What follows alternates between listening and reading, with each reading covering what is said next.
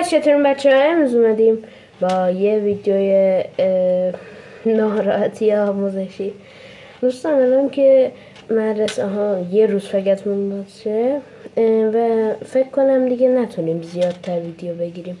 شاید مثلا یه دوتا چند تا بتونم بگیرم یا زیاد، نمیدونم. الان باید ببینیم وضعیت چطور میشه، مدرسه ها چقدر سخت میشن. من که بودم 6 میرم، ببینم ویدیوها رو میتونم بازم بگیرم.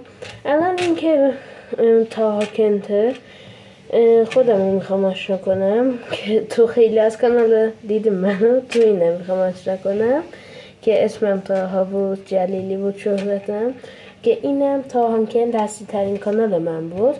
من اونو یه بار عوض کرده بودم و به فلاکس اپلش کرده بودم.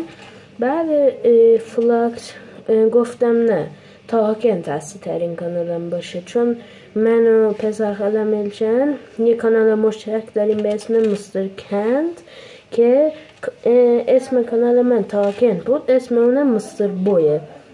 به همین دلیل باید من هم تاها کن باشم، هم تاها کن باید اصلی ترین کانال خودم باشه، چون اسم خودت مثل اصلی ترین کانالته.